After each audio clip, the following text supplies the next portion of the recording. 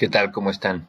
En esta ocasión quería compartir algunas noticias de movilidad, de cosas que han sucedido recientemente, muy ligadas a los temas que estamos viendo en clase, pero en paralelo un poco al temario que vemos normalmente. Entonces la primera noticia ocurrió el 7 de mayo de 2020, tal vez han escuchado algo por ahí.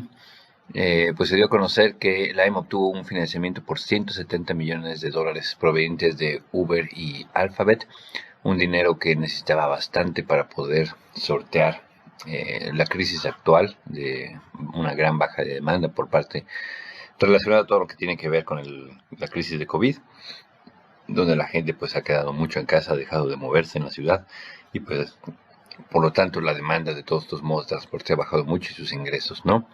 Pero la maniobra es más compleja que esto. Este dinero que dan Uber y Alphabet, bueno, se están haciendo de acciones de Lime, pero al mismo tiempo Uber, como parte del trato, le pide a Lime que se fusione con Jump. Esto es porque Uber ya estaba perdiendo dinero. Uber en general es un buen negocio, por supuesto, pero en el último trimestre, bueno, ha tenido pérdidas importantes y pues como parte de tratar de sanear su negocio, también entonces buscó deshacerse de Jump. Jump no es una empresa que genere dinero, Jump es una empresa que genera pérdidas actualmente, bueno, desde antes de la crisis COVID, actualmente pues con mayor razón.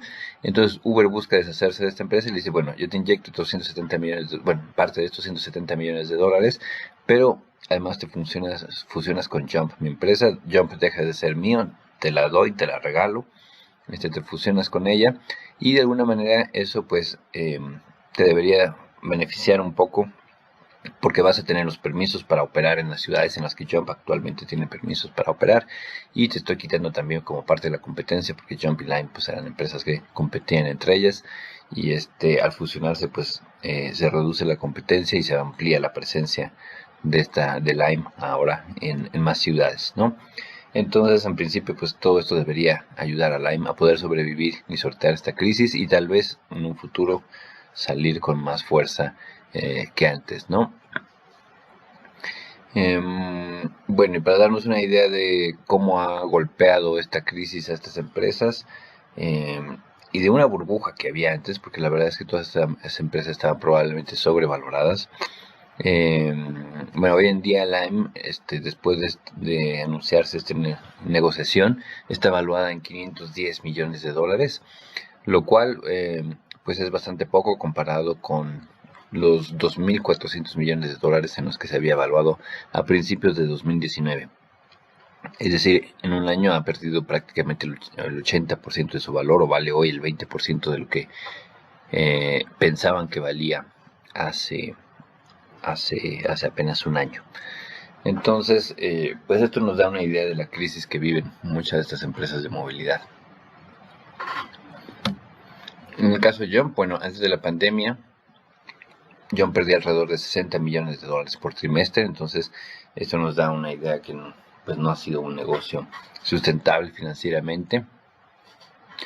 En 2018 Jump operaba 15.000 bicicletas en 6 países, ¿no? Y tras ser adquirida por Uber se extendió un total de 15 países, ¿no? También, bueno, parte de las pérdidas vienen por estos procesos de expansión donde pues hay que invertir bastante para poder ampliar la cobertura, con esperanza de que tal vez en el futuro se recuperara esa inversión, ¿no?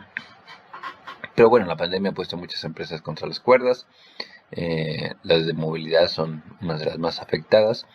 Y bueno, el valor de Jump pasó de 2.000 millones de dólares, que es lo que Uber pagó a principios de 2018 para adquirir Jump, a pues prácticamente cero actualmente, porque hoy en día casi se la regaló a Lime, ¿no?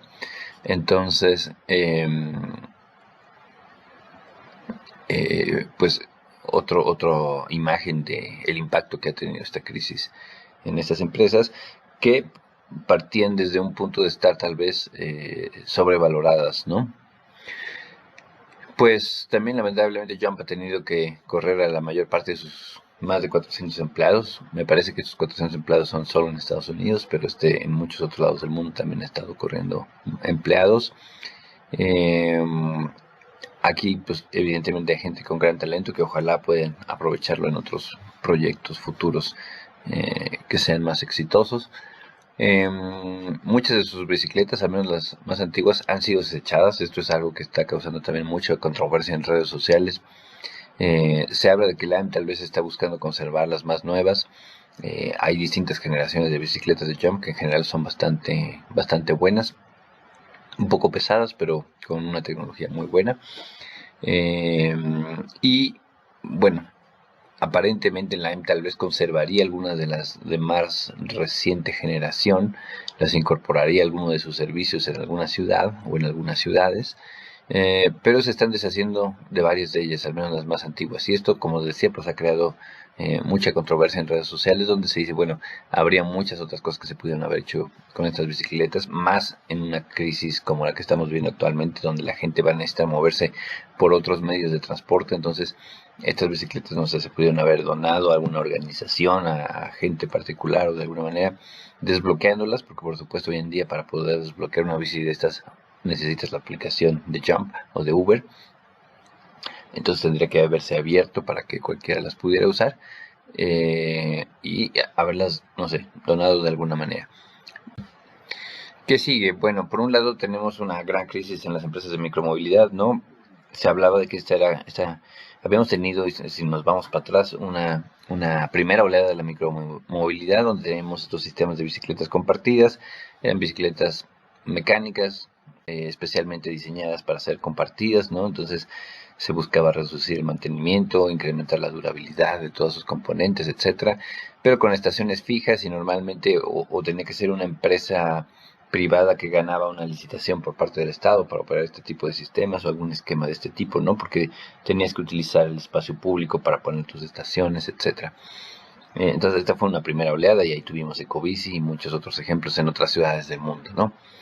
Después vino esta segunda oleada de las bicicletas sin anclaje, algunas mecánicas, otras eléctricas, los monopatines también, donde empresas privadas operaban aparentemente sin necesitar ningún subsidio por parte del Estado y podían generar o llegarían a poder generar ganancia en algún momento dado. Esto evidentemente tenía un impacto en costos más altos hacia el usuario, pero aparentemente los usuarios estaban dispuestos a pagarlos.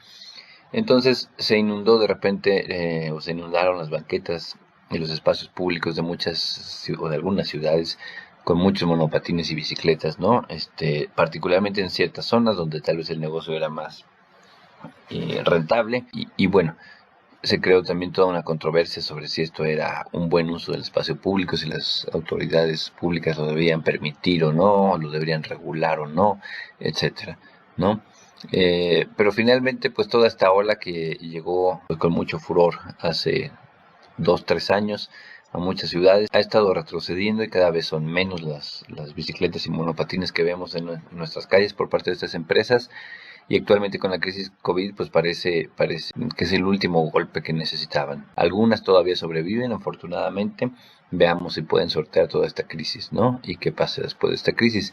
Pero finalmente, al mismo tiempo que se da esto, pues tenemos un gran problema en el transporte público, ¿no? Actualmente, bueno, los sistemas de transporte público también tienen una gran baja en la demanda, en parte, primero porque la gente se está moviendo mucho menos, pero también porque la gente teme a meterse en un vehículo de alta capacidad, en un vehículo de alta densidad, donde hay un riesgo importante de contagios, ¿no? Por razones obvias. Entonces se está recomendando de preferencia evitar el metro o el metrobús. Esto pone en jaque a todas estas empresas porque no se ve claro que financieramente puedan ser viables o van a requerir un mayor subsidio del que por sí ya algunos de esos sistemas necesitaban, y no es claro que todos los gobiernos puedan dárselo a largo plazo, ¿no? Por ejemplo, conforme se regresen las actividades diarias, pues se regresará un poco de la demanda de viajes, pero la pregunta es si esa demanda querrá seguir usando estos sistemas de transporte masivo o si lo van a evitar, ¿no? Hay ciertos protocolos de cómo deberían viajar las personas ahora en modo de transporte masivo.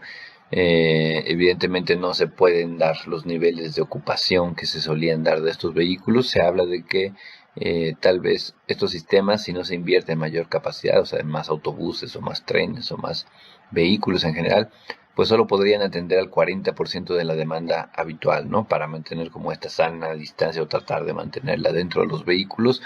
Entonces, pues esto implica que también si no afectas la tarifa, pues solo podrías tener el 40% de los ingresos que habitualmente tendrías, ¿no?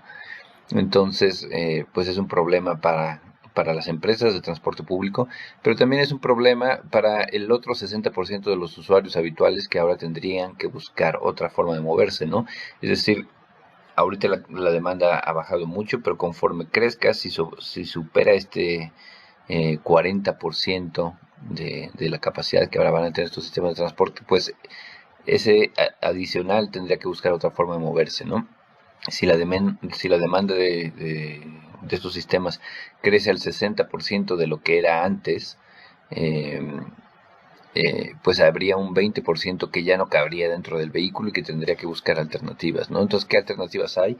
Pues una es el auto particular. Entonces, aunque la industria automotriz ahorita también está en crisis, podría ser que en los próximos meses,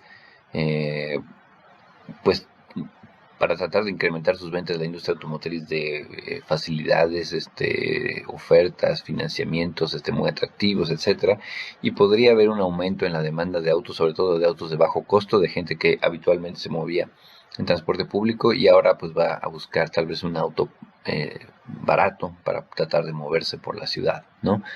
Entonces podría aumentar la demanda de viajes en auto, y esto pues evidentemente no es lo que las ciudades deberían estar buscando, aunque no hay no es fácil dar alternativas a esta situación, ¿no? ¿Cuáles serían esas otras alternativas más sustentables? Pues precisamente la micromovilidad, ¿no? Bicicletas y monopatines, tanto convencionales como eléctricos, pero ya hemos visto que pues las empresas de micromovilidad también están en una cierta crisis. Y la otra opción es caminar, que es muy recomendable, pero bueno, hay un límite de las distancias que estaríamos dispuestos a caminar diariamente. Y mucha gente, y más en ciudades como la Ciudad de México, pues tiene que moverse todos los días demasiados kilómetros como para pensar en que caminar sea una buena opción, ¿no? Entonces, pues los viajes largos, como comentamos, preferirían el auto particular en caso de poder, en caso de contar con uno o poder tener acceso a uno. Y pues realmente la única alternativa para viajes medianos y largos podría ser la micromovilidad eléctrica.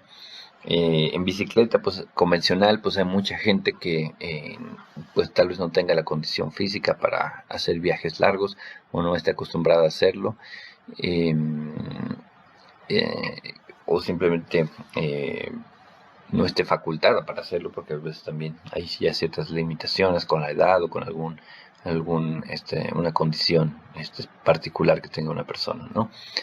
La micromovilidad eléctrica nos podría aumentar el rango de estos viajes, y normalmente tal vez estás dispuesto a viajar no sé, 7, 8 kilómetros en una bicicleta convencional, tal vez en una eléctrica podría ser capaz de recorrer el doble de la distancia, ¿no? Porque evidentemente te asisten y no tienes que hacer la misma cantidad de esfuerzo. Entonces, es una opción para estos viajes. La pregunta es cómo hacerlo, ¿no? Vemos que todas estas empresas de la segunda oleada de micromovilidad pues están en el borde del precipicio, si no desaparecieron ya. Entonces se tiene que buscar un nuevo esquema que permita que este tipo de micromovilidad pueda ser una alternativa para viajes al menos medianos y tal vez incluso también largos, ¿no? Parece difícil que la industria privada pueda hacerlo completamente sola, sin ningún tipo de apoyo, subsidio ni nada. Entonces habría que ver cómo los gobiernos de las ciudades podrían involucrarse en alguna colaboración, tal vez público-privada, de alguna manera, para tratar de ofrecer este tipo de servicios estratégicamente, ¿no? Donde las ciudades más lo necesitan, ya no donde es más rentable, como tal vez antes los servicios de micromovilidad se concentraban, ¿no? En zonas céntricas donde había gente de alto poder adquisitivo. Aquí tendría que ser algo que se pensara más bien en las verdaderas necesidades de la mayor parte de la población, ¿no? Independientemente de su poder adquisitivo, y por eso probablemente necesitarían algún tipo de subsidio, porque el precio que pagan pues tendría que ser el que son capaces de pagar, ¿no? Que ya conocemos en la Ciudad de México, pues estos precios están entre 5, 6, 7 pesos por un viaje, que no es lo que te costaría normalmente estos servicios de micromovilidad, ¿no? Otra noticia, pero lo menciono muy relacionado al mismo tema. Se presentó el 22 de mayo de 2020. El gobierno de la Ciudad de México publicó el plan gradual hacia la nueva normalidad en la Ciudad de México. Lo pueden consultar, abajo viene la liga, o simplemente en su buscador pongan el nombre del plan gradual hacia la nueva normalidad en la Ciudad de México y podrán encontrarlo. Y entre muchas otras cosas se plantean aquí 2 ciclovías temporales paralelas a líneas del Metrobús, ¿no? La del un eje norte-sur que va sobre Insurgentes y un eje oriente poniente que va sobre eje 4 sur, entre Tepalcates y Tacubaya, ¿no? Paralelo a la línea 2 de Metrobús. Entonces el primero tiene una longitud de 28 kilómetros, el segundo 20 kilómetros. Viene incluso aquí publicado un número de usuarios potenciales que no 18.945 por día para Insurgentes, 3.982 por día para el eje 4. Entonces habría que ver cuáles son los supuestos que están detrás de estos números, pero bueno, es una demanda potencial, se entiende que probablemente va a ser menor. Pero también el tema es, bueno, estas ciclovías están muy bien, son una muy buena idea, pero no cualquiera en una bicicleta. Primero tienes que tener una bicicleta en buen estado, y luego tienes que estar, para bajarte del Metrobús y utilizar la bicicleta como una alternativa, pues tienes que ser capaz de pedalear tal vez 5, 10, 15 o hasta 20 kilómetros, porque hay mucha gente que tiene viajes bastante largos, ¿no? Entonces, la pregunta es si con una bicicleta convencional, ¿qué tanta gente podría hacer su viaje, ¿no? Entonces, quienes tienen viajes no tan largos, pues se entiende que sí sería viable, pero muchos usuarios sería interesante ver cuál es la distancia promedio de los viajes que se dan, en este caso en Metrobús, en línea 1 y línea 2, para ver si estos viajes podrían hacerse en bicicleta por una cantidad de personas significativa. Entonces eso es lo que no está claro. Y bueno, para empezar hay quien tal vez no tenga ni siquiera su bicicleta, ¿no? Entonces se antoja aquí que combinar estas ciclovías con un esquema de préstamo de bicicletas, y si estas bicicletas pudieran ser eléctricas sería magnífico, porque entonces sí, con la asistencia de una bicicleta eléctrica podrías estar pensando en hacer estos viajes medianos y largos utilizando estas ciclovías, ¿no? Pero sin este otro apoyo se ve un poco complicado llegar a esta cantidad de demanda, o que los usuarios que realmente estaban usando el Metrobús previo a la crisis COVID ahora pasen a la bicicleta. No se antoja tan sencillo. Poner una ciclovía es una gran idea, es algo muy positivo, pero no creo, o no me da la impresión de que sea suficiente, y habría que pensar en este tipo de apoyo adicional, ¿no? Entonces, bueno, solo para ligar un poco las dos ideas y pensar cómo replantear la micromovilidad, especialmente la micromovilidad eléctrica, con este tipo de medidas como las ciclovías temporales, y tal vez de manera conjunta se podría hacer algo interesante, ¿no? Pero por sí solas parece que todavía nos falta una pieza, ¿no? Para que esto realmente funcione. Entonces solo les quería dejar estas ideas. Por ahora no hay una tarea que hacer respecto a ellas, pero tal vez las retomemos más adelante para hacer algún trabajo, alguna propuesta de algún tipo, ¿no? Entonces se las dejo solamente como para reflexión por el momento, y que lo tengan en cuenta y que empiecen a pensar en todos estos temas. Entonces nos vemos la próxima ocasión. Les deseo que estén muy bien, cuídense, y nos estamos comunicando.